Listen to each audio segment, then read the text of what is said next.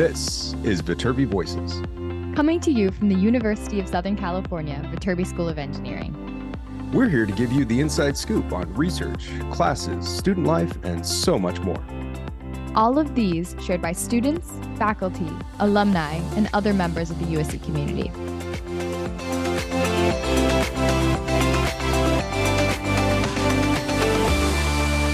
Welcome back, everybody, to another episode of Viterbi Voices. As usual, I am one of your hosts. My name is Paul Ledesma, Executive Director of Undergraduate Admission here at the Viterbi School of Engineering.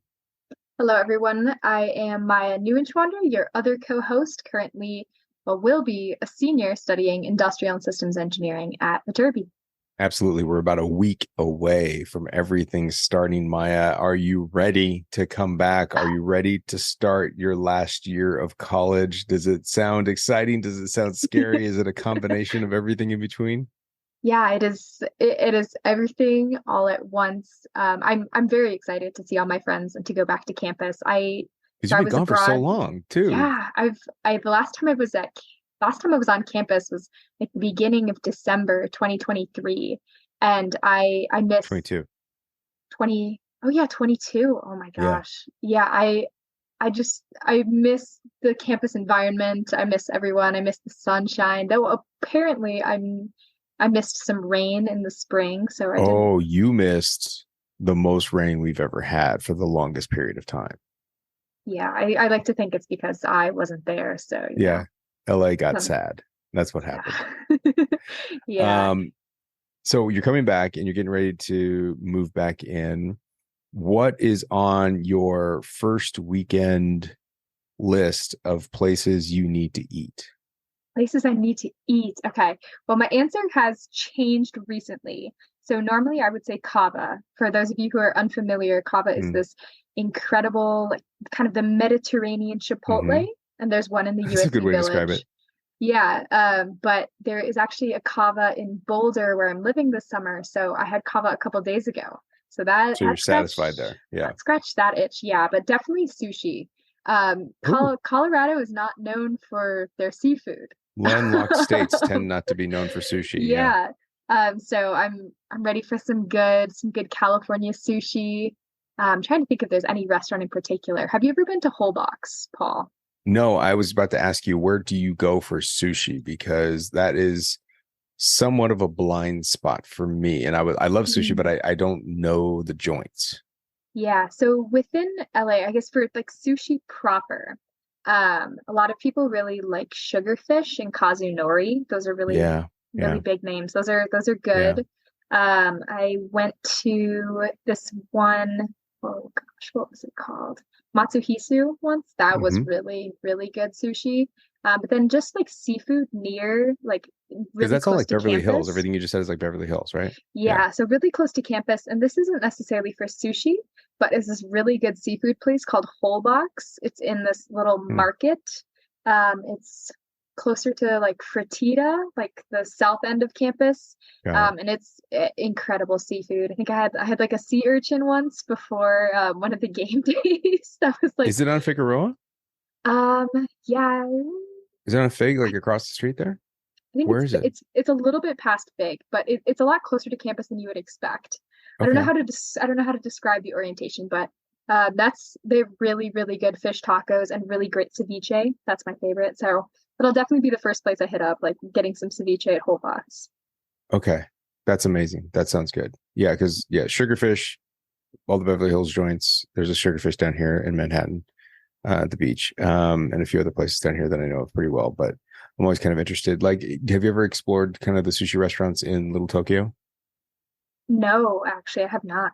I cannot speak to. I can't give you a strong recommendation or like, oh my God, they're so good. But there are a few places. Oh God, there was a place. I can't remember. This is the problem. I get on the podcast and I don't know what I'm going to talk about, and then I think about an idea and I have a half of a thought.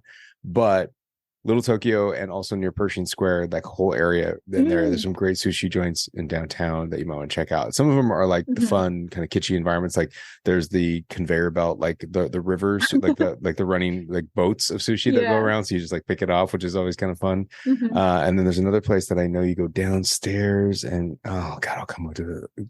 It's an amazing place from what I have heard. But I'm at a crux because my wife does not like sushi.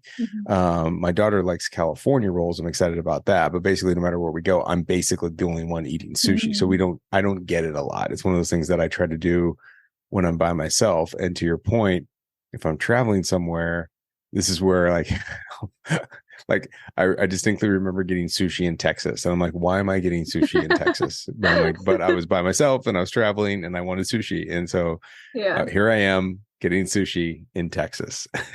I'm ashamed to admit, but as a kid, I did not like sushi. Actually, this has been no like kids like well, there are a few kids that like sushi, but but like freshman year in college, that's when I started eating sushi, and I've been missing out. All I can say, but I feel like it's a very like a lot of kids will grow into it. So I bet your daughter extent of my sushi knowledge when I was a kid was a California roll, and that was it. And so I'm okay with my daughter doing that because that's what she likes. And then eventually at some point there'll be peer pressure where like other kids are trying something, and I know she'll try it. And like she did something the other day with like a whitefish hand roll where I was like, you really want that? Okay, great. She did, and she liked it. And I'm like, cool, go for it. Like I didn't like it, but she liked it.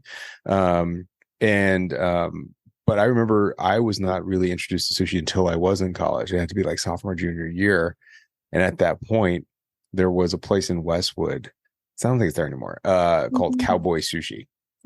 Again, if you go back, like I doubt it was good, but the deal was it was all you can eat. And so for a 20-year-old, 20-year-old dude, for $20 or $25 at the time, it was all you can eat sushi. And it was just like, let's see how many plates we can stack up. Like keep bringing it. And that was where like we just started trying everything because you got in trouble if you didn't eat it all. And that's where like I got introduced to unagi, like freshwater eel, and I got introduced to all of like the yellowtail and all of just the different fishes and the sashimis and everything else. Like just keep bringing it. I will keep eating it. And so sushi is a really fascinating meal because it doesn't seem like a lot of food, but it always gets I get very, very full, mostly because I eat a lot, but I love sushi.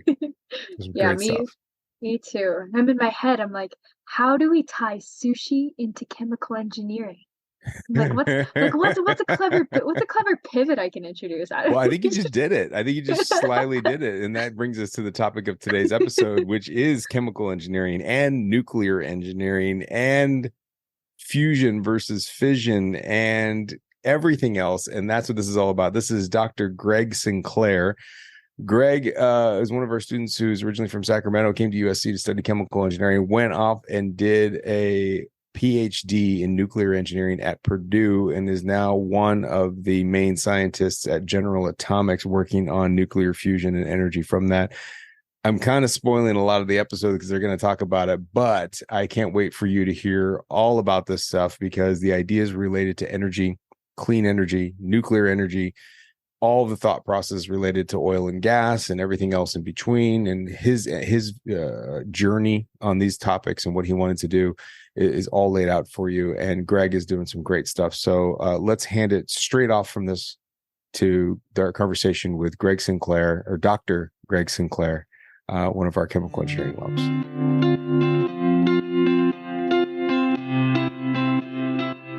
There he is. Hi.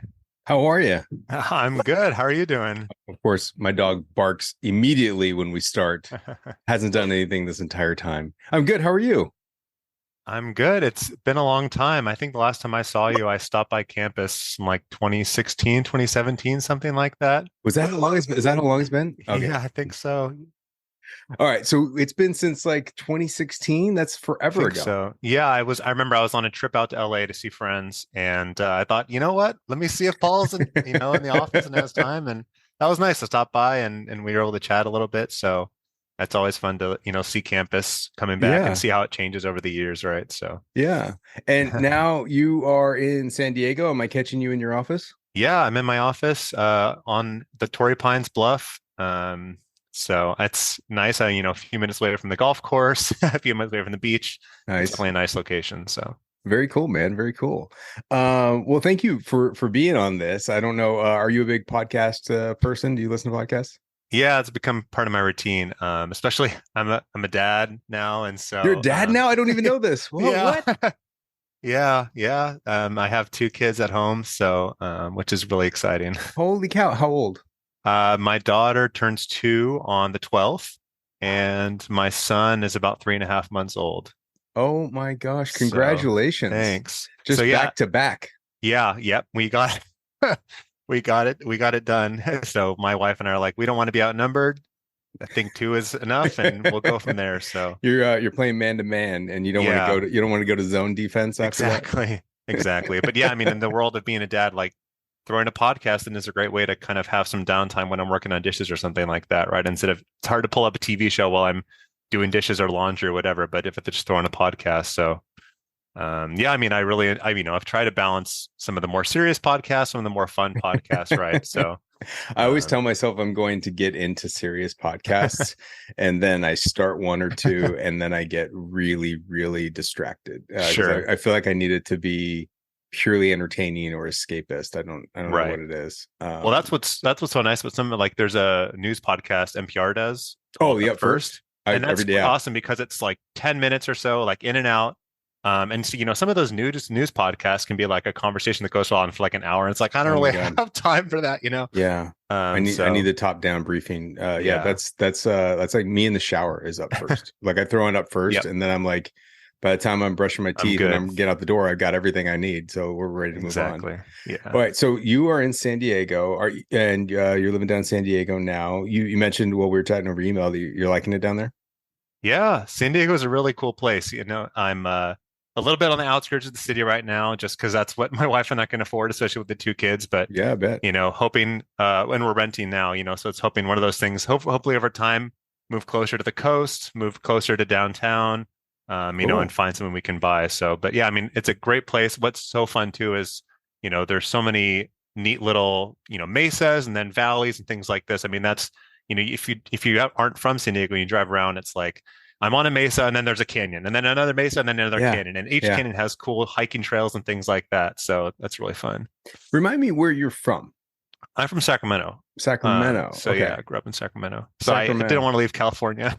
Yeah, no, I'm with you on that. Well, you did for a little while, which we'll get into in a minute here. And so you're originally from Sacramento. What high school did you go to up there? I went to Granite Bay High School. Granite Bay. All right. Very cool. That's right.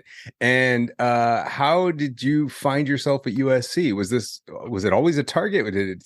Walk me through that process of senior year. I mean, a lot of our listeners are, seniors in high school thinking about college. Can you remember back that far? Do you remember that process? Yeah, well, there's a picture of me and 2 of my friends with the USC Trojan helmets on in high school. And so I think the first time I heard about USC was through the marching band, because I was in the marching band in high school. Yeah. And my best friend, who was my best man for my wedding, he was always like, he found out about USC through the marching band and he wanted to be in the marching band. He actually ended up going somewhere else, but he was the one who actually got me interested in the school through the marching band. And, being in high school, the marching band was a big deal there too. So that's kind of how I found out about it first. And then I'm like, when it came to applying to schools, a lot of factors went into my ultimate decision, right? But I remember specifically when I got my acceptance letter, it was a very nice. I don't know if what they still do now, how much print stuff that they still do in today. Still do. It was really nice to get like a nice, kind of letter and that thick packet, right, that you always think about. And I just felt like I really appreciated kind of the personal attention. And I know at the time, this was 2010. And there was a really big focus on trying to graduate within 4 years. And I remember thinking that I had confidence choosing USC, that I could get through the program in 4 years, have that, kind of individual attention, the smaller class sizes, those sorts of things really appealed to me at the time. Yeah. As well as the marching band, of course. what other schools were you looking at? I mean, the USC wasn't the only thing that you were looking at. What other schools were you thinking about as you were going through that process, and what were you considering? A lot of, along with a lot of other classmates, we were looking at the UC schools. Outside of California, naturally, California residents always looking at UC schools. Of course, right. And I remember, at the time, obviously the UCs are great schools, but I remember at the time there was a big increase in tuition around 2009, 2010. And so I think that obviously factored into a lot of people's decision too. It's like, So, so you were looking at the even more expensive private schools.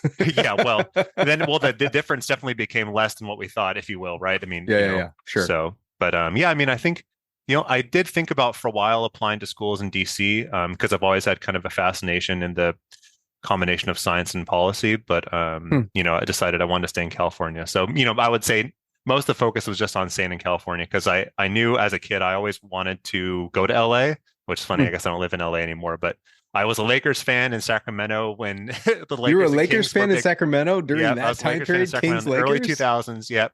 Oh my days God! Of the going to the Western Conference Finals and all that, right? God, so those conference finals were more exciting than the finals. It was, yeah. Oh yeah. So that was funny being a Kobe and Shaq fan in Sacramento, but yeah, I knew I wanted to go to LA, and that was part of my decision as well too, right? So. God, I remember those years, man. I remember because I am a Lakers fan when they're in the playoffs. So basically, I'm not a basketball guy. Like that's the thing. But I'm a hometown guy, and so Lakers become interesting to me when they're in the finals. And that usually in the early 2000s, that was all the time. So I was following the Lakers, all the time. Kobe, Shaq, the whole Western Conference Finals situation was nerve-wracking because you didn't know what was going to happen, but you knew if you got through it, we were going to win the finals, whoever we were playing. I don't know why that feeling existed at the time. It's definitely not the case now.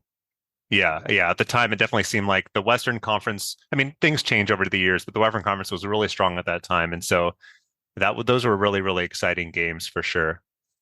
Now, see, I'm having every problem. I start coughing when we start recording. My dog goes crazy. My gardener showed up just as we started recording, so I apologize to everyone. All this stuff's happening exactly in this time period. I don't know why. So how did chemical engineering come into play? Because you studied chemical engineering. Was that always the goal, or what? Does someone have that as a goal coming out of high school so clearly?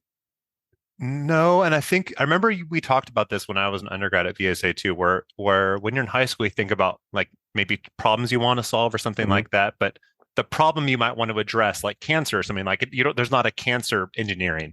So it's like you have to kind of think about, well, what do I want to work on? And then how does that fit into an engineering major? And so I remember, as I kind of mentioned previously in high school, I really became interested in clean energy.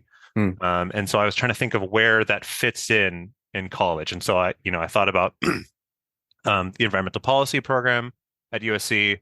I thought about maybe studying water and air. And so I ended up kind of narrowing my focus to clean energy technology specifically.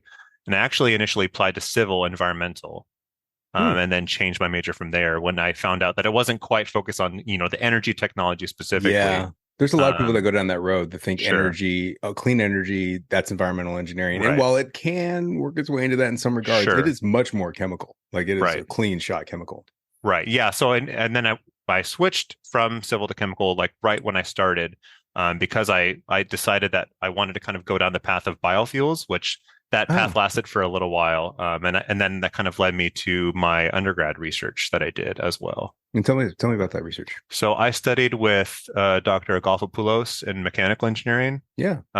He was doing, at the time, there was a Ph.D. student doing combustion research, basically analyzing the byproducts of flames, like when you burn something, what comes out, and analyzing stuff like that. And so that was the research I did as an undergraduate, working in a lab with a PhD student directly. Because it was one of those things, kind of just really more fundamental science of how do fuels burn and how to make them cleaner, sort of thing. Interesting. Now, so many of our listeners are high school students, and they hear this word research. They think they're supposed to do it. They think they have to do it. Therefore, they think they want to do it.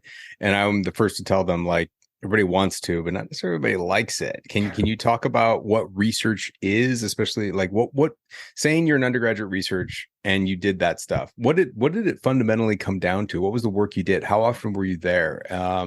Was it as exciting as it sounds? I mean, that's kind of one of the things I always want to talk about too. To you, I think it's exciting because I still am in research. That's okay. Yeah. So this is a good point. That's a good point. I should have probably brought that up. Is that it becomes super exciting for those that go down the route of PhD and this level of research in their career, and that's exactly what you did. So you're actually a good voice on the other side of this.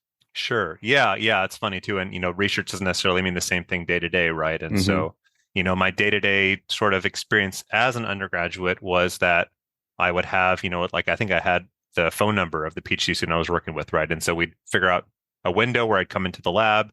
And so I might come into the lab and, for example, I helped him design a panel where we had different fuels and we had to adjust the mixture of different fuels that we were putting into a chamber that we would then burn this fuel mixture and then analyze the flame. So, I was, cutting metal, cutting pipes, attaching pipes into certain valves and things like this, and then making sure it's all labeled and doing calibrations. This whole thing of like, you have a valve, but how much gas is going through the valve. And so you have a calibration that you perform, and that can get a little tedious, especially because at the time, it's kind of funny. The PhD student I work with didn't trust a lot of the digital measurement. He wanted to do stuff analog. Really? So yeah, so we had basically, not to get too into the weeds, but it was basically this, cylinder and you had a gas that you flowed this gas into a cylinder with a bubble, and then you basically measured how quickly the bubble rises to basically calibrate, the flow of gas through a valve. Okay, but so, yeah, why didn't he trust the digital? I don't know. It's funny, right? Because yeah, he was raised on analog. As an undergrad, right? I was like, okay, sure, whatever you say, man. Yeah. But that, so it was a lot of more hands-on stuff, right? Where he was obviously the person as a PhD student, he was taking care of what are the high level goals, what are the scientific goals. But as an undergrad, I was kind of the one facilitating a lot of the work, right? So I could work on some of the more hands-on stuff, and then he could say, okay, now that we have the system that the undergrad built, now we can use the system to do whatever experiment I've designed. Interesting. And were you there? Did you stay in that lab doing that all 4 years? Did you move around? Did you? It was 2 years. It was mainly my sophomore and junior year. Senior year, I kind of phased out of that just because I think I focused on graduate school, which was quite a bit of work preparing for that. So I bet. And then at USC, you did a lot of other things. You already mentioned marching band. Can we talk a little bit about that? And then, of course, other things that you might have been involved in. Well, because a lot of people don't realize how much of your life in college has nothing to do with your academics. Right. Yeah. I mean, my friends that I still speak with, a lot of them were in the marching band. I just went to Dallas to go see a friend. So yeah, I played trombone in the marching band. The bones. Yeah. So yeah, I mean that, like I talked about, before in high school, that was something that was really cool. I mean, I can't deny that it factored into my decision of going to USC to be in such a cool marching band. So that was really, really fun. I mean, I joined the band. We traveled around LA. We played at birthday parties, which is fun. I was able to do some stuff through Hollywood. I remember we were on a Hell's Kitchen episode. Really? Obviously the band, it was really, really cool. We got to meet Nick Cannon. We were on America's Got Talent, which is really cool. Oh, sweet. So I mean, that was like, it's Hollywood's band, right? And so there's all these really cool experiences, and I know the band's still doing a lot of these sorts of Hollywood things, right? And then they are.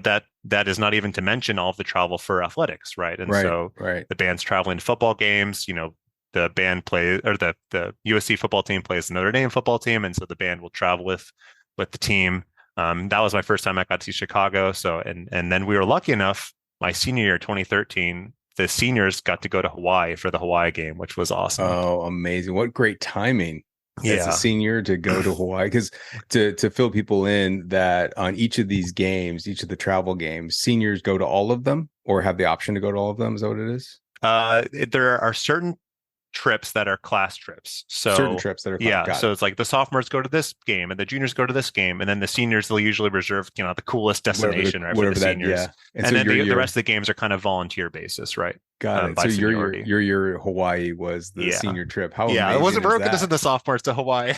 No, not sending sophomores to Hawaii. How dare you? No, never. Seniors got to take that trip. That's amazing. Had you been to Hawaii before? I think I had gone there once before as a kid, for one of those family reunion type things, but that was definitely a very, very special trip. And, family reunion in Hawaii, that sounds like a great location for a family reunion. Usually they're like in the middle of the country where no one wants to go. I'm like, that's an amazing idea. Yeah. It was, but it was definitely fun to go there more as an adult. Right. So, but I mean, the band was such a great opportunity to make friends, or you talk about being a student, my friend group came from there. And other podcasts to listen to. I know I was trying to, prepare for a little bit of this episode, right? And it's interesting to talk about the students wanting to get a break from academics, right? And so that was so awesome because you show up to practice, you don't worry about your school, your classes, or anything like that, and you have a nice break from whatever you're working on. but still a lot of work. Yeah. Can you talk about the band experience? I mean, there's a lot of students that do. I mean, you know this, that there's a lot of overlap between engineering students and marching band students, and there's a lot of interest from students that are in marching band or band of some level or music of some level in high school that want to go into engineering because that math music connection that's there. Right. What is that time commitment like? And it's not necessarily for everybody, but it was for you. So can you talk a little bit about that experience? Yeah. I mean, and I think it also depends from the high school that you're coming in through. Because I was at a high school marching band that was very competitive, and my college marching band experience actually was a lower time commitment going to high school. So depending, on the high school, it might be more or less. But going into college, so the band, and I don't know if it's still like this, but when I was a student, it was 3 practices a week for 2 hours each, and then a Saturday morning practice. Sounds right. So yeah, I mean, and the Saturdays, especially during the football season, right, it's kind of an all-day commitment sort of thing, right? Yeah, it's waking up at 6 o'clock and sometimes it goes until midnight that night, sort of thing. Totally, because one of the differences, correct me if I'm wrong, in high school marching band to college marching band is that in college you're focused on the games or whatever the sporting events are. That's kind of it. In high school, when you're at a competitive marching band, you're focused on field competitions. That's right. And that is very different. And actually, in some ways, I've heard some high schools don't care about the games as much. It's like, yeah, that's something that we do whatever on the side. But our real deal is field competition season. Yeah, well, that's funny too, because in college we would perform on the field for every game, and in high school they kind of let the band perform on the field for like 1 game a season or something like that. Oh, really? Usually it'd be like go away sort of thing.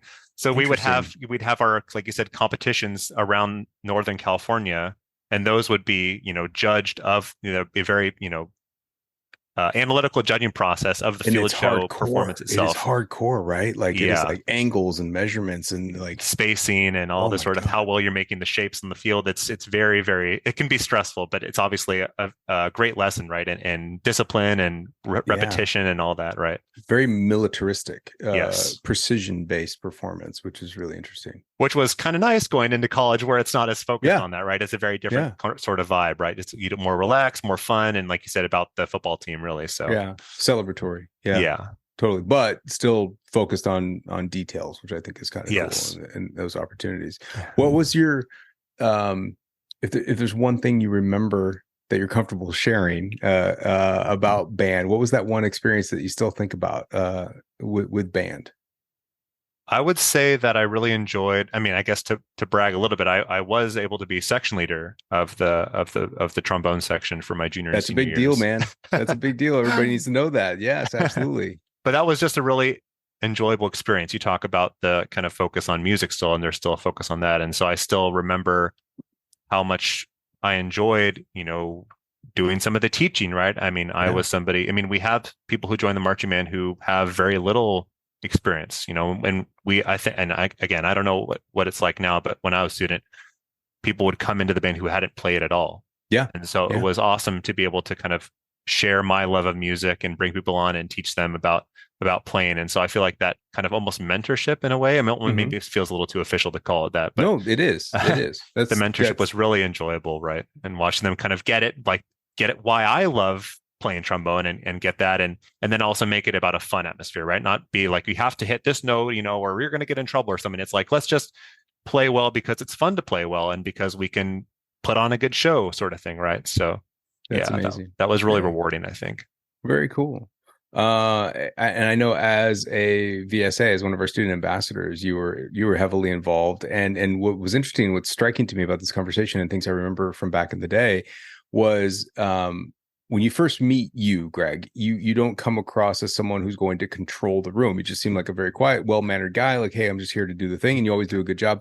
But what was really exciting about you was this quiet leadership that would come into play when you knew it was necessary and when you knew it was needed. And this opportunity to kind of say, okay, here's what we're going to do. And like you said, and I think that's one of the biggest differences between you and other more stereotypical loudest in the room type leaders is that they're kind of seeking the glory of it. You were say like, hey, let me show you why I think this is a good idea. You were always someone we could trust to get something done and to help someone else get their stuff done too. So I mean, like this is a big deal, man. And I think that's what's obviously propelled you to where you are today. Well, thank you. That's very nice. What were some of the things? I can't remember. You had to work as the VSA, and I remember having lots of meetings where I was like giving you work, and I know you didn't want it. And I remember I was like, "Come on, you could do this. I think you could do this." Yeah, well, I remember, I think I was trying to reflect a little bit before this episode, and I feel like the biggest challenge I had at a VSA, which by the way, I still think about being a VSA. I really loved that opportunity to represent the school. I mean, it was such a special opportunity. I think back on those memories so fondly. But yeah, I mean, obviously the VSAs are very busy, involved in many different projects. I remember the VKey project at the time, which was like kind of website for admitted students, right? That was the first time I really had been exposed to project management on a scale I had never seen before, and definitely the ups and downs of that. So, so here's what's so funny. I haven't thought about VKey I don't know. Actually, I have thought about it very recently. I'll tell you why in a minute. But I'll just say now. I just cleaned out my office like 2 weeks ago for the first time in God knows how long, because we're getting new furniture. And so basically it was like, thank God I get to go through all this stuff. And for lack of a better term, it was like I ordered shredding bins, like those industrial shredding bins. Like, I'm not going to shred it and stuff. I'm going to send it to a shredding company. Yep.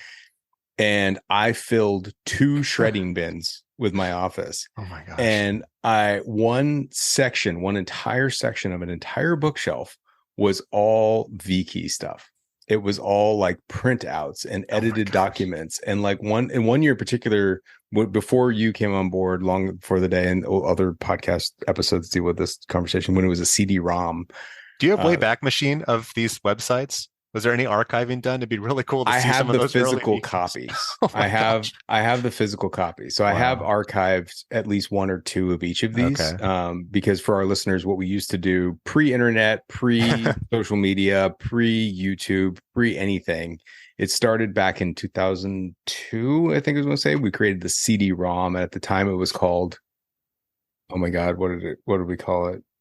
I don't know. It was some sort of kitschy name at the time, but it was check out you've been admitted to USC, check out what the students are like, and you put the CD-ROM, a CD, in your computer, and it would load this software out that would create like an interactive portal, and you can go around and click on students and you see little blurbs from them and watch videos of them like talk about their lives. And that was all videos. Yeah, QuickTime videos that were all like preloaded on a CD-ROM. And the work that it took to script that out, write it out, do the interface design, all student run, with me kind of like, what about this? Like throwing in annoying questions from time to time. And then we iterated on that every single year. We went through a couple of versions of CD-ROMs, and then we got to and then the cutting edge technology at the time was a USB drive. And so then we started shipping USB drives to admitted students, which would load the same concept, but would have, larger data capacities and then slicker software that we would run it off of. And so at one point I had printed out like all those sheets, right? Because we would edit it and go through it. And I have a 3-inch binder of like all the writings that were there. Because we talk about majors, we talk about all this stuff. Now, all of this is handled with websites now. It's like, not at all something. And we don't do it. We basically transitioned all of that work into kind of a year-round 24/7 365 availability of information. And so that's what has evolved into the Viterbi Voices website, which is viterbivoices.usc.edu, and then our Viterbi admission website. It's kind of an amalgam of all these different things, where here's the major, here's the videos, then our YouTube channels, the Viterbi student YouTube channel, the Viterbi admission YouTube channel. And then we just are constantly hitting it, because there's no reason you should restrict information just to admitted students. So it's whatever. But I forgot you worked on VKey, man. Yeah, that was I still have a lot of those. They're in my desk. Once my wife finds them, she's going to throw them away. But they're still in the little flash drives are still on my desk. The one I got in 2010 was in a little leather folio thing. Yeah. Well, I was gonna say we changed the design of the USB drive every year. What did you got that one? You got the leather 2010 was it's a silver one in a little leather thing with a button.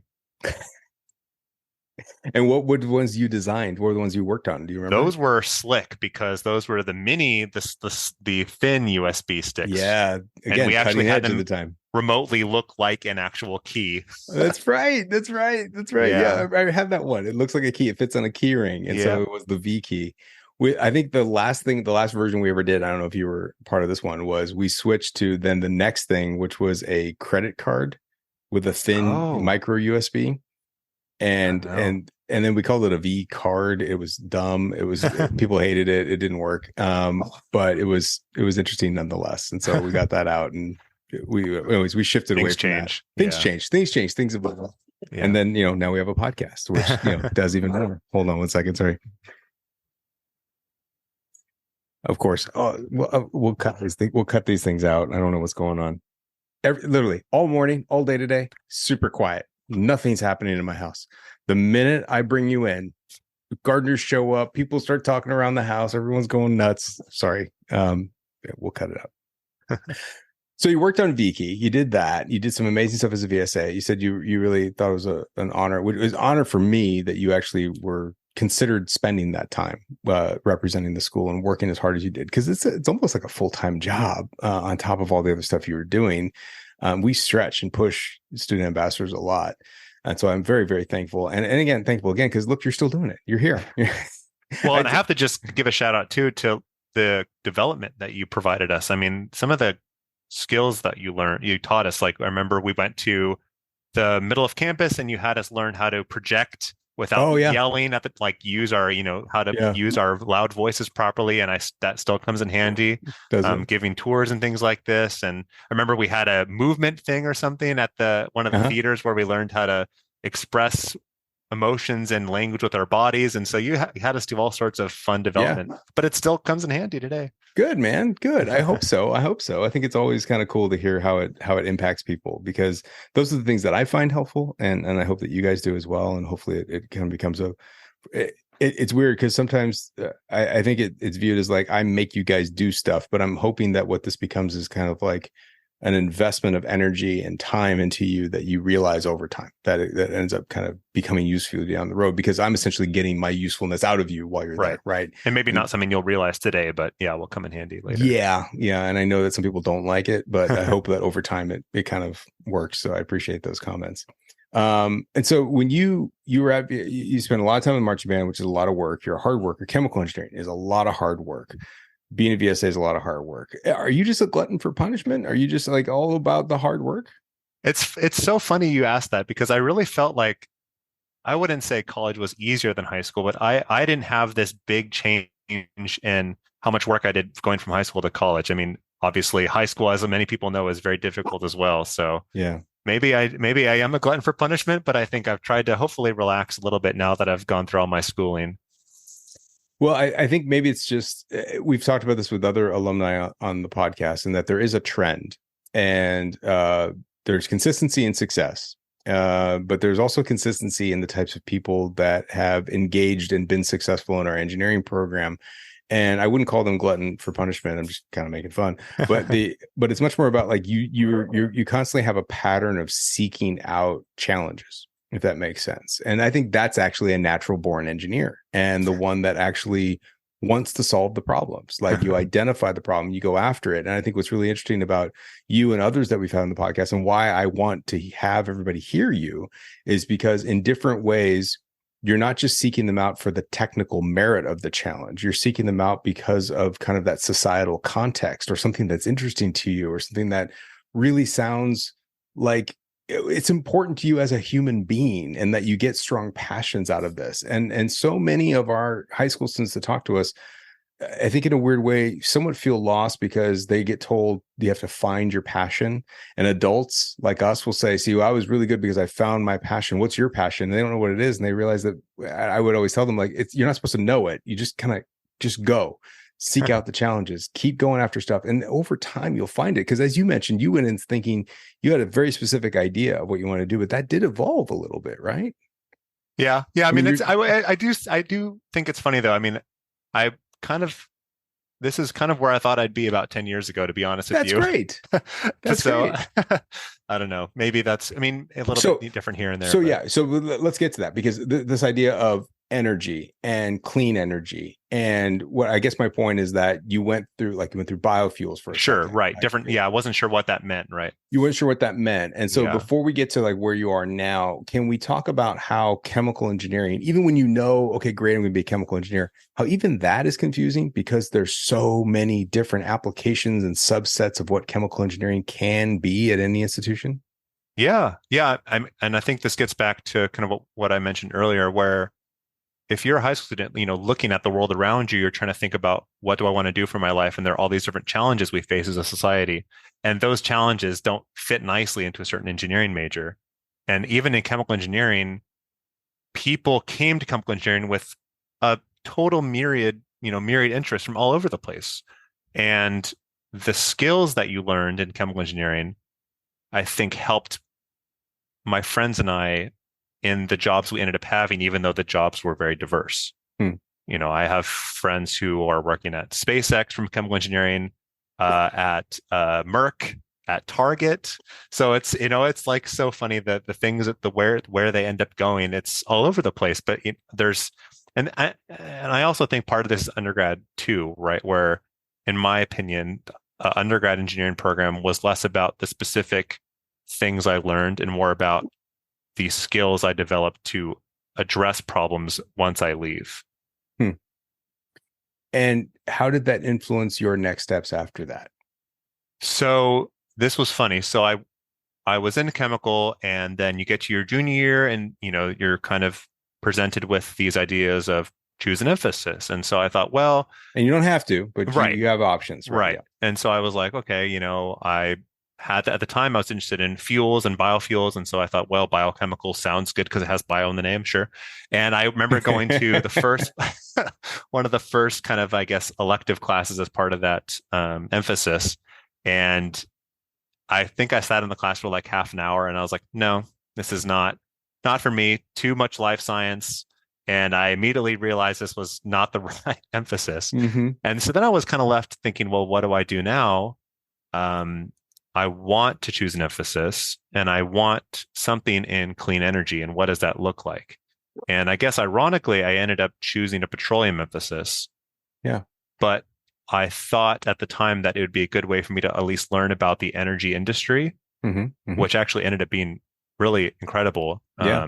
Even though I decided I didn't want to end up working in conventional energy, right? It was still really, really insightful and taught me so much, because I think obviously there's a lot of similarities between clean energy and conventional energy. It's at the end of the day, it's about providing power and electricity to people, right? So exactly, it's just the method in which we get there. And right. I remember Dr. Shaggy explained it to us once that don't be scared away by the word petroleum engineering, because it's really about energy.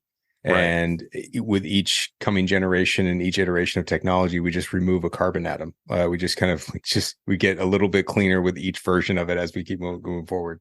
Exactly. Yeah. And I mean, that opened up some doors for me as well. I had an opportunity to go work for an oil and gas company that ended up turning down, but it was, it definitely showed me this whole world of opportunities. And the petroleum classes were really, really cool. I remember there was a class on drill bits. It was just the whole class is on basically drilling methods, right? And it's like there's a lot that goes into just how to drill a well.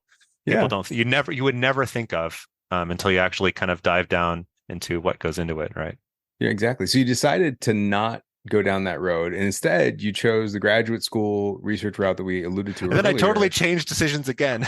Right. And so then you went down that road. It's okay. That's what I think is important for everyone to hear, is that there is never a straight path. Again, loose targets, you're in the same realm, but there's lots of different choices and versions of this that you can go down that road.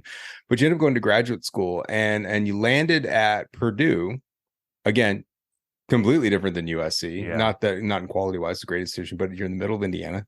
And were you considering lots of different schools? Because talk about that process of applying to grad schools, because so many people think like you pick a college for your undergraduate years and that's it.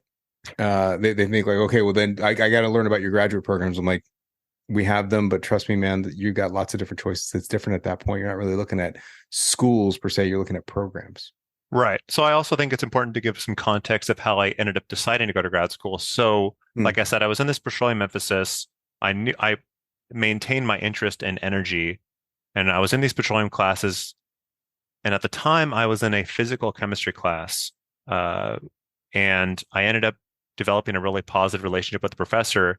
And he was ultimately the professor that really helped guide me to grad school eventually. And I think it was a combination of factors, but I want to mention that my freshman year, the Grand Challenges for Engineering Summit was held at USC. That was 2010. Was that your freshman year? Yeah, that was my freshman year. God, I remember And that day. That was one crazy. one of the grand challenges, if people aren't familiar, is fusion. And that always ticked away in the back of my mind. I heard that in 2010, it never really went away. And I'm in this physical chemistry class learning about Schrodinger's equation, and I'm thinking about atomic physics and things like this. And I'm like, this might be kind of interesting. And so I ended up talking more about this chemistry professor, and I thought, well, this fusion seems like an energy challenge that is incredibly difficult, and maybe this is about being a glutton for punishment. And thought this might be something interesting to look at. And through conversations with him, he basically advised me at the time that because of the still early days, if you will, of fusion, that we haven't figured it out yet, a lot of it's studied through research, and a lot of the research is done by PhD students. And that's kind of how I ended up deciding that I wanted to go to graduate school, is that I thought, well, fusion seems like a great energy challenge to work on, but I think to do this in the way I want to do it, I have to go to graduate school. And I was looking at programs that did fusion research, and there aren't a lot of them on the West Coast. It's changing, especially on the engineering side, maybe on the more fundamental physics side, but I wanted to be in engineering. And so that led me to the Midwest, where there are more nuclear engineering type programs out there, just because of the different culture. And so I actually landed myself at Purdue. And when I told my friends I was going to Purdue, they could not believe what I told them, because they thought me as a California boy. I talked about how much I love California. I don't want to leave California. Yeah. And I mean, just 20 minutes ago, you were doing the same thing. And I went out there. It was something where I decided, it's like, I know Purdue's a great school, and this is something I'm passionate about. I really want to go and study this for graduate school. I feel like this is a really incredible challenge that I want to work on. And I was offered funding to go out there for a PhD, and I just took the leap. Can you explain the differences between graduate school and an undergraduate education? I know that there's a lot there, but what's strikingly a big difference for you? I actually thought you might ask this question. So I was funny because I just thought of it right now. So. I was making myself laugh earlier thinking about this, because I think an undergraduate, you go into like chemistry lab, right? And so this is a chemistry lab experiment that the professor has designed, and maybe this experiment that you're doing in lab has been done 50 times. And so you're following the procedure. You have step 1, step 2, step 3. You write down observations, you complete a lab report, you turn in the professor. And then the next year, this is done all over again. These are a set of experiments where everything is laid out. You get to grad school and they say, you design the experiment. We don't know what's going to happen. Also, it has to be novel and new and something interesting that no one's done before. Fun.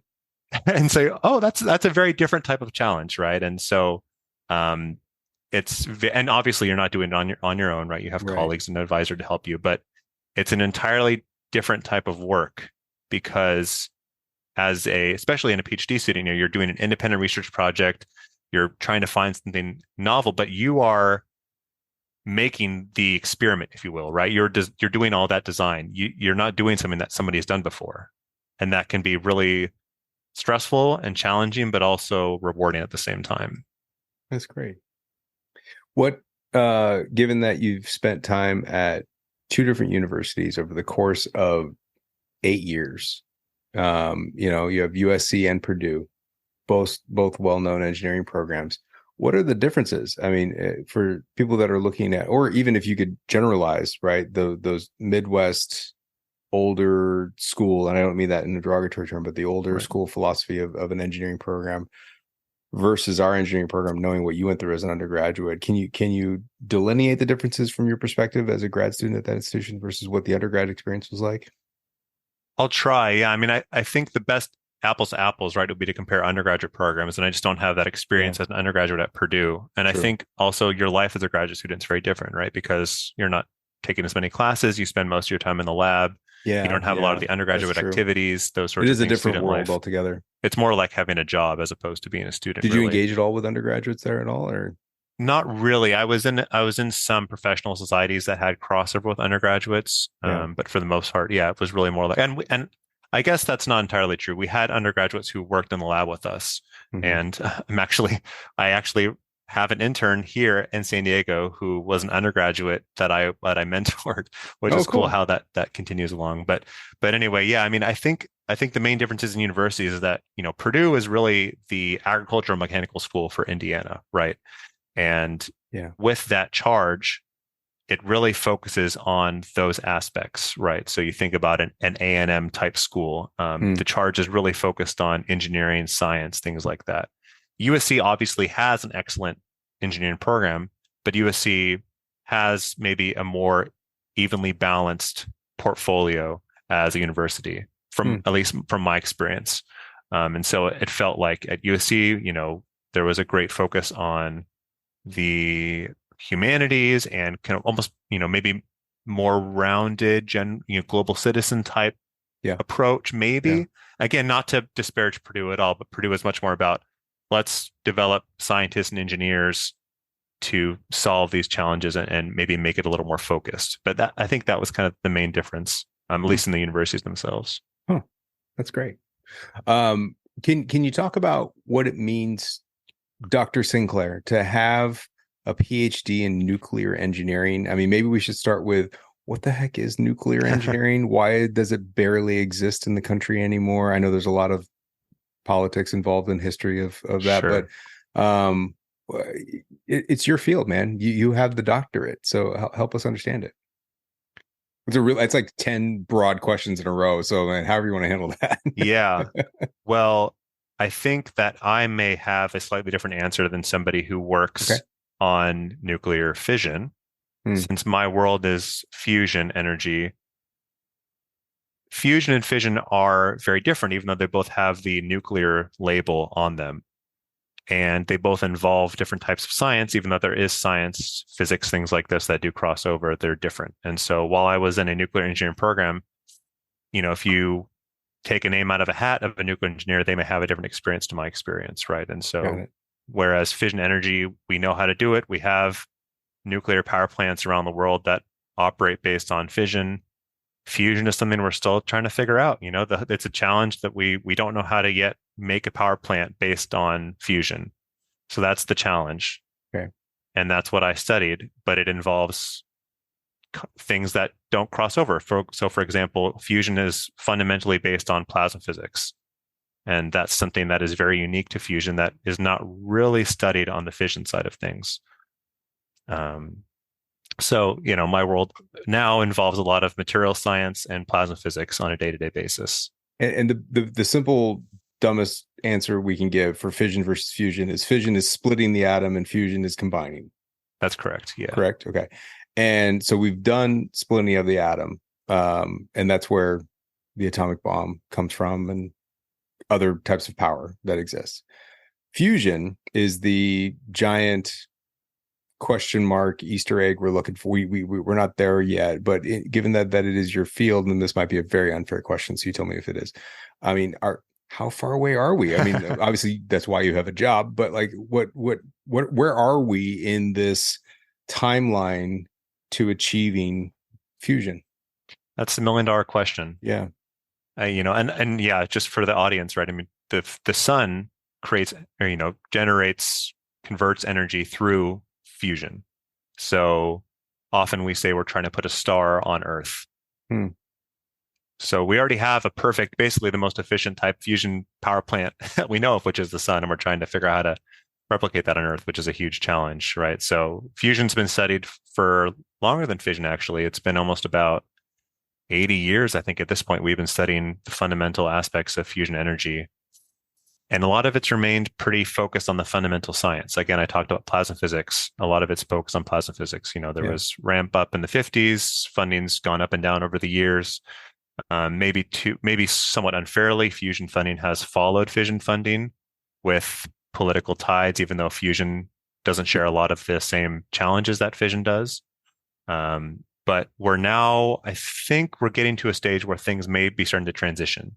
And, obviously I'm going to take an optimistic approach, right? Sure, but I mean, an average person probably heard in the news at the end of last year that the National Ignition Facility in Livermore had a record-breaking milestone where they were able to generate more energy out than they put in.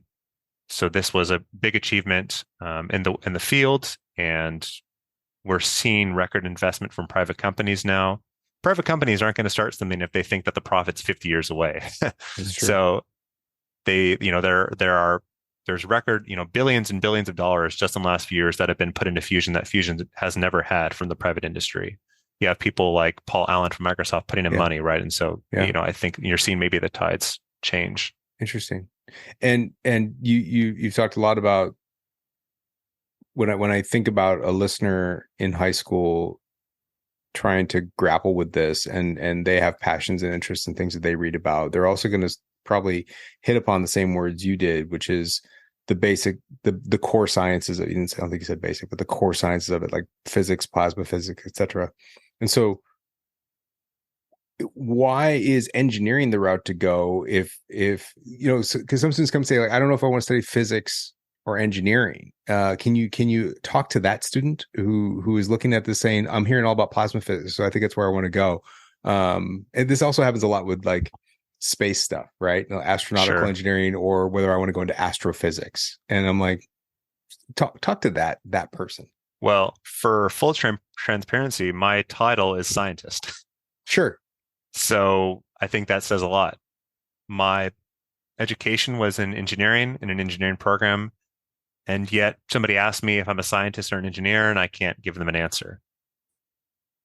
I think, like I said, that if you think of engineering as fundamentally designing and building something, for example, right? Mm-hmm.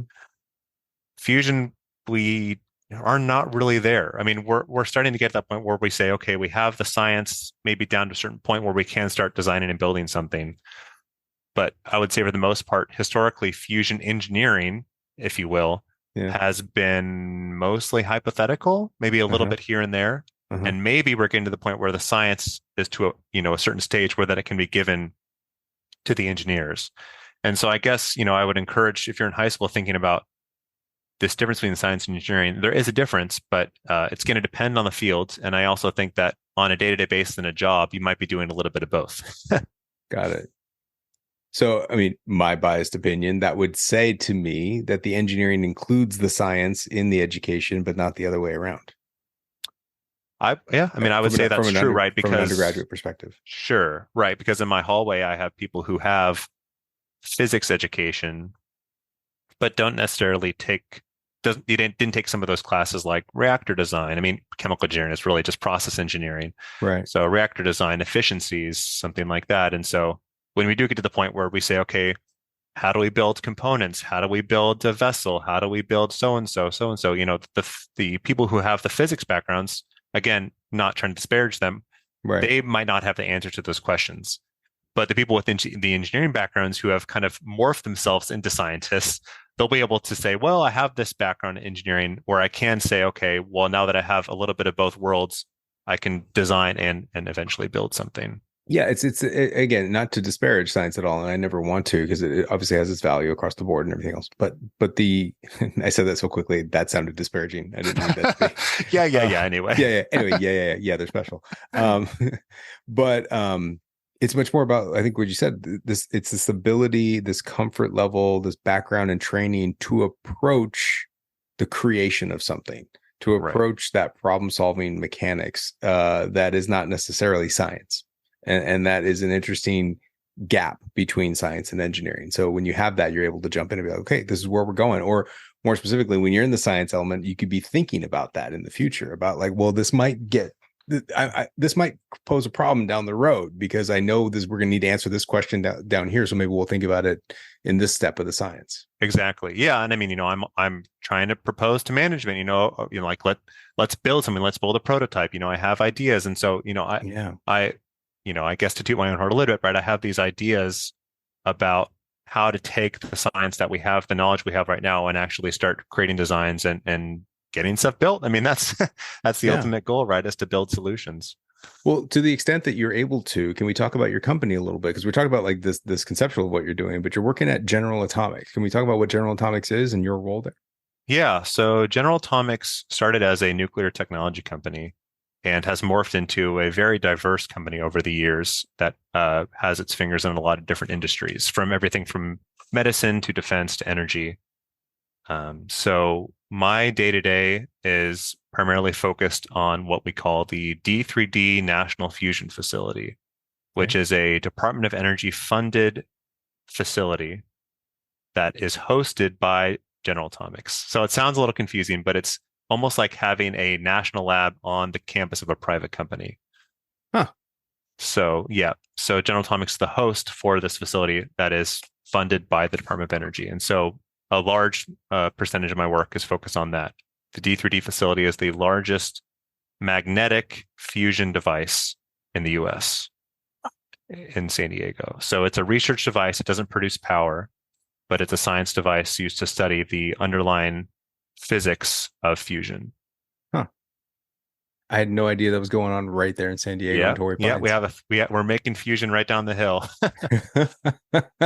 Yeah, you think of these types of facilities as, again, all I can think about right now is Oppenheimer because it's coming out. Sure. Yeah. All I keep thinking about is secret labs in the desert because I just keep seeing trailers for Oppenheimer.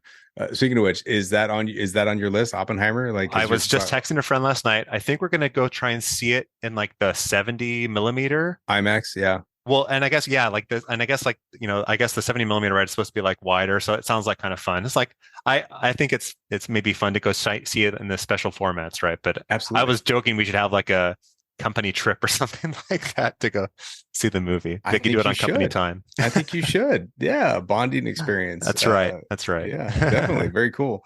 Yeah, I just, of course, me and I watch way too many movies, but every time you talk about nuclear or anything, all I keep seeing in the back of my head is like flashes of the Oppenheimer trailer, like in my head over and over again. And again, Fission. That's a little bit to the detriment of what I do. Yeah, I mean, I know, and that's it's interesting that you talk about that, like how fusion funding follows fission funding, and how there is differences. But like again, for the layperson or anyone else, all we know about the word nuclear is fission, and bomb, and yeah, and or nuclear power plants and disasters. And so I think that's the first, without me ever saying that up front to you, that was essentially the purpose of my question, which is like, we all, me being dumb people, have a definition of nuclear. And it is by no means a correct definition, just to the standpoint of there are fusion and fission differences. So that's why I think it's important to talk about those things and what you guys are doing. Are there other companies in this same space? Because I think what's interesting is that people can think about aerospace corporations, they can think about oil and gas corporations, and everyone can name the different families that are doing things. And I don't think anyone can name fusion companies. Right. So, I mean, I think it's changing. Mm-hmm. General Atomics has been around for a long time, and they have been able to remain a successful company, at least initially, through their fission technologies. But they've always maintained fusion research throughout their history.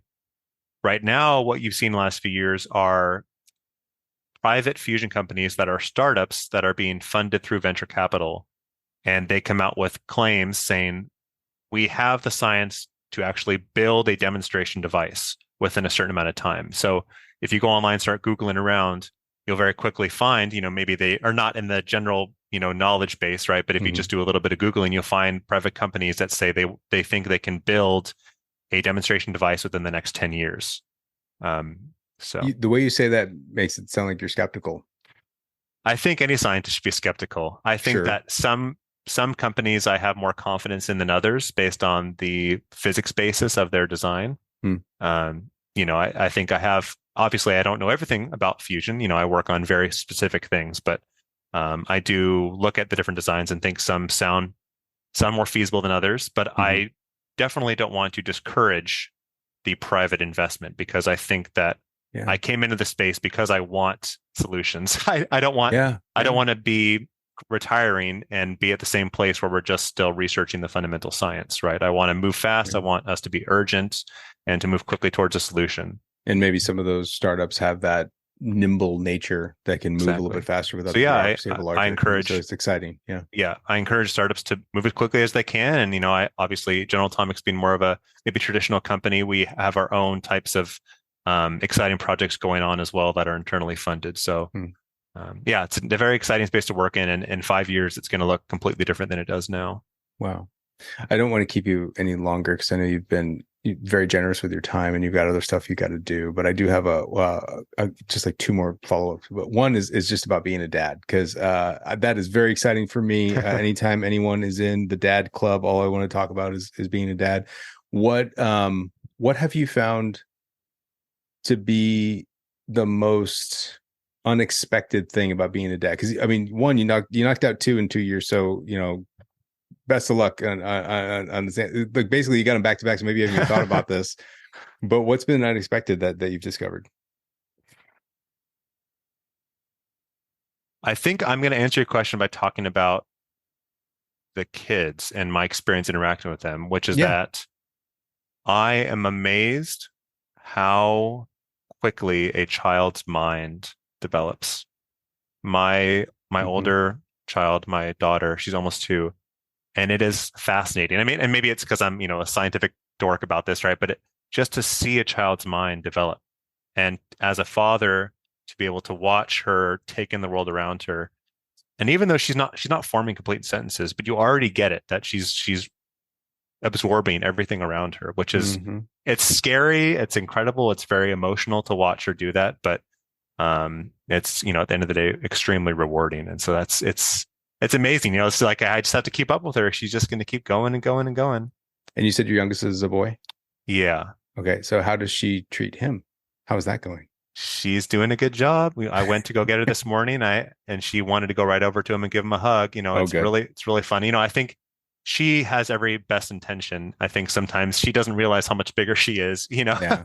And so it's like, gentle, and that's been really fun. But I think overall it's been really amazing to watch them engage. The little one, he's so little yet he's not, quite verbalizing anything, but to watch her show her emotion and love for him is really, really special and rewarding. That's great, man. That's really great. I'm really happy for you. Congratulations. Although belated. Congratulations. That's really great. All right. Last thing I got for you. Somewhat of a mini tradition when we get alumni such as you is that we want to go through some lightning round questions with you. Are you ready? Do you want to go through some lightning round questions? All right. I am ready. Okay, here we go. Texting or talking? Talking. Favorite day of the week? Friday. Favorite city in the US besides the one you live in? San Francisco. Nickname your parents used to call you? Greggy. Greggy? I don't know that, Greggy. No, I'm going to call you Greggy. Last song you either downloaded or specifically like searched for to play? Reckless Abandon by Blink-182. I went to go see them in concert. Oh, wow. Cool. So awesome. Cool. I was honestly expecting a kid song. I was expecting Baby Shark, but that's okay. Would you rather be able to speak every language in the world or be able to talk to animals? Every language in the world. Ooh. Favorite holiday? 4th of July. Yeah, me too, man. No one says that. That's my favorite holiday. Yeah. How long does it take you to get ready? An hour. Whoa. That hair doesn't take care of itself. That hair doesn't take care of itself. I like long showers. By the way, my little commentary right now, every man I've interviewed is way longer than every woman I've interviewed so far in this question. We don't know whether it's true or not, but scale of 1 to 10, how good of a driver are you? 10 being best. 8. Okay. Fill in the blank. Taylor Swift is iconic. Whoa, good one. At what age do you want to retire? 60. Invisibility or super strength? Invisibility. Ooh. Is it wrong for a vegetarian to eat animal crackers? No. Oh, no. Okay, good. All right, man, you survived. You got through the lightning round. You got through all of my my tough, hard-hitting questions. There's Greg, a lot of Baby Shark. Don't worry. I figured it was going to be. Greg, thanks so much for taking the time to do this. I really appreciate it. It is really, really great to see you. I wish you all the best down there in San Diego, especially with your 2 young kids. Enjoy every minute of it. I will tell you, my little advice that I give to every single parent that I have found is that it goes, they say this all the time, right? That the years are fast, but the days are long. Like some days you're like, oh my God, I can't do this. And then you realize it's 2 years later. And the other thing is, it's a lot like video games. Like, and you probably realize this with your 2-year-old, like just when you think you got something down, they move on, they're on to the next thing, and then we're trying to figure that one out, and then it's just kind of this, it just keeps happening. Like, just when you feel comfortable, they throw a curveball at you, like, I'm now developing this way, and we need to learn how to deal with that. So best of luck to you, man. I'm really happy for you, and again, thank you again for doing this, and congratulations on all your success. I can't wait to hear about future success. Thank you, appreciate it. Yeah, it's good to talk to you. All right, buddy, we'll see you later. All right, bye. Bye.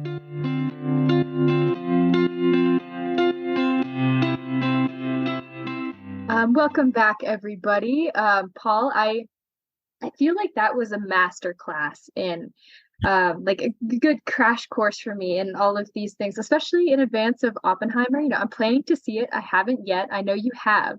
Oh my God.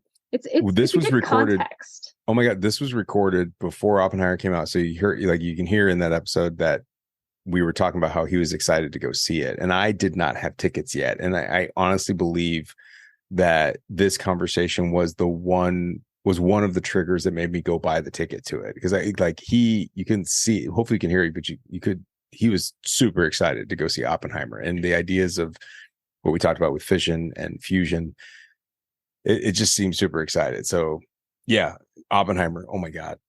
I want to actually have another episode with Greg to go back and revisit. Like, okay, tell me, because can you imagine like a bunch of nuclear fusion engineers and scientists, plasma physics, like all these different things, they go see Oppenheimer. What is the conversation at dinner afterwards like? Like, is it just way over everybody's head? Are they talking about the cinematic qualities of it? Like, what is happening? Are they picking apart the science and finding the faults in it? Like, I don't know, but now I really would like to. And I can't say I know very many nuclear engineers myself. Right. I mean, I don't think anybody does. Yeah. This is probably like, I wonder how many similar pods of nuclear engineers there are that like went to go see this movie together and are dissecting it.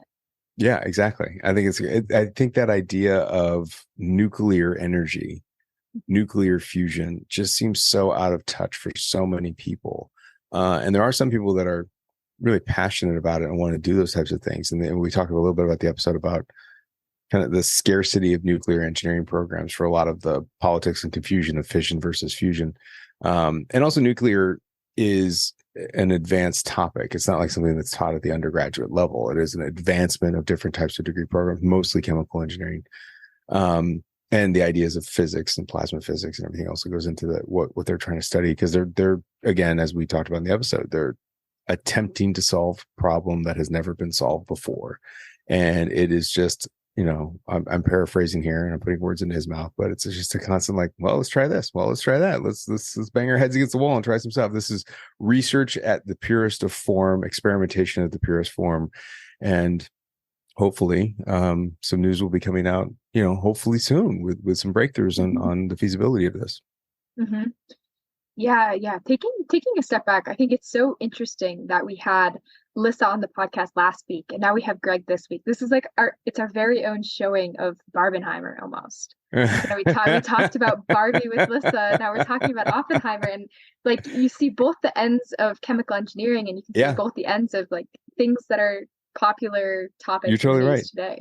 You're totally right. They both got undergraduate degrees in chemical engineering, and the impact of the movie, the pop culture impacts related to technology and engineering and historical documentation of Oppenheimer, and the social and historical impacts of the Barbie film related to identity, I think is a fascinating cross-section of discussing the role of engineers in the past, present, and the future. I'm sure we can have a longer discussion about this and really intersect all these ideas, because there's a lot to it when you cross these two movies over, the Barbenheimer crossover. Yeah. There's a reason that like so many people like go and see both, and that both are like so popular and doing so well today. Yeah. So you saw Barbie, you haven't seen Oppenheimer yet. Saw Barbie, haven't seen Oppenheimer. I'm sticking with I would like to see Oppenheimer in the 70 millimeter IMAX that it was designed to be seen in. Well, there's only like 30 theaters in the world that have 70 millimeter IMAX film projection cameras. But apparently there are some in LA. Oh, no, there are 4. Yeah. 4 of the 30 are here. That's on my back to school list. I'm sure it'll still be showing by then, because I feel like there's kind of a I don't queue know. for that sort of. I mean, seeing an IMAX for sure. If you can get to the 70 millimeter, yeah, like Universal City Walk, I think is one of them. There's another one in Irvine. I looked at that list because I saw that thing. And I was like, oh, look at, there's like 4 of them here. This is crazy. I looked at the list and I was like, oh, there's none in like all these. And I'm like, there's 4 in California. Like, classic. Yeah, and they're all also, here. Also, like Taylor Swift, there are like 4 Taylor Swift shows in California. I think there are more than that. Yeah, that's still a touchy subject for me. Because I think she added 2 shows to LA. I'm happy for you, Paul. I'm really happy for you. I mean, we're recording this from the past because next week I'm on vacation, and vacation is including the Taylor Swift show. And quite literally at this moment, my wife and daughter are in the other room making bracelets. It is happening right now because we are a week away from Taylor Swift, and they asked me what I wanted, and I said, I want bracelets that say I'm in my dad era. Oh, I don't know if it's going to fly. I've had all these ideas. I think I talked to you about this, where I've had all these ideas about how I'm going to go about this concert. And I've realized that none of my ideas are flying well with anyone else. And I'm also realizing that I think I'm going to have a blast, but I'm also realizing it's not going to matter what happens to me while I'm there. Like, it's just going to be everybody else and their thing. And I'm just going to kind of be witness to history, which I'm fully in for. But I did buy the shirt. I've purchased the shirt of what I'm going to be wearing when I go there. It is going to say, it's me. Hi, I'm the dad. It's me. Which okay, that's a good one. There's a lot of people wearing this shirt. There's a lot of people in my circle, right? Mid 40s children, about somewhere between 8 and 10 years old, taking their kids to the concert. It's not an original idea. I stole it off of a friend of mine who did the same thing at the Seattle show. So I saw a picture. I'm like, that's the shirt I got to get. I'm going to have to buy that shirt. Yeah, it's, you could potentially rewear that shirt as well. It's a strategic investment there. So yeah, I'll wear it everywhere. Everywhere. But the premiere will be next week at SoFi. Speaking of SoFi, we saw Oppenheimer I didn't even know this. They opened up a brand new theater at SoFi. It was they're putting in like an entertainment area, like mall type situation, at that SoFi Hollywood Park area. And they opened up a brand new huge theater. And it's a huge IMAX screen. That's where we saw Oppenheimer. I didn't even know it existed. And they opened the week of Oppenheimer's opening. How far from campus is SoFi? 12 minutes. 12 minutes. Okay. I mean, I know where I'm going, so give yourself 15 to 20 minutes. But I mean, easiest way to do it is 110 South, exit Century or Manchester, and hang a right, and you'll be there. I'm one of those people. It doesn't matter if I've been there a billion times. I will pull it up on my Google Maps every single time religiously, and I will follow the Google Maps. So like you say 110, I'm like, yep. Well, you either go 110 South and then hang a right down Manchester Century, or you go you go west on Jefferson and you hang a left on like Prairie or Crenshaw or one of those, and you just go straight down. So it's kind of this diagonal you got to get down to. Okay, for those of you who are listening, Paul just gave me a very nice visual map of where to go, and it was helpful. It's turning into one of the episodes of the Californians. First, you take the 405, took the 405 to the 110, and exit Crenshaw, and it took that right turn. Yep. Classic. Is there anything else you want the listeners to know? Anything else going on in your life? We are going to be on the road coming soon to a location near you. If you're still listening, check out viterbiadmission.usc.edu/events, because we're going to be traveling starting the first weekend in September, going all around the world. I will be in Taipei. I will be in Hong Kong, Shanghai, Beijing.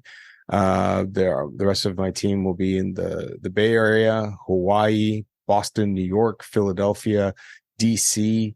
We'll be going then back around to Phoenix. We'll be in Denver. We'll be in Dallas and Houston and Portland and Seattle, Miami, Atlanta, Chicago. that takes us all the way through the month of October with various events. And then mark your calendars for Sunday, October 29th for Discover USC large open house happening.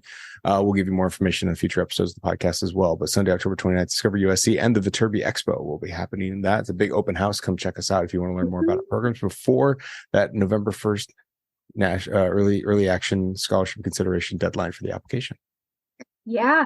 Come see us in person. You can see the faces behind the podcast. Fun times. Yeah, fun times. I still stand by, you need to do like a live podcast recording at the Viterbi Expo and get prospective students in on it and see, have them introduce themselves and what they're looking at. That would be cool. Or at least like a video series, and then we can maybe take the audio from that or do a little promo. But that's a good idea. Yeah. Something like that. Mm-hmm.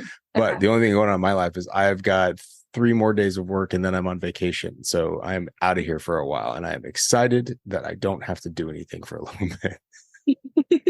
I'm excited for you, Paul. I feel like you're always working. I'm excited to hear how everything goes. Maybe just keep, like, you can say Taylor Swift was like kind of fun, but just like keep the really fun to yourself. So Taylor Swift is a small part of vacation. Did I tell you what I'm doing right after that? No. So this is bad, either bad or brilliant planning on my part. We are going to Taylor Swift on Tuesday.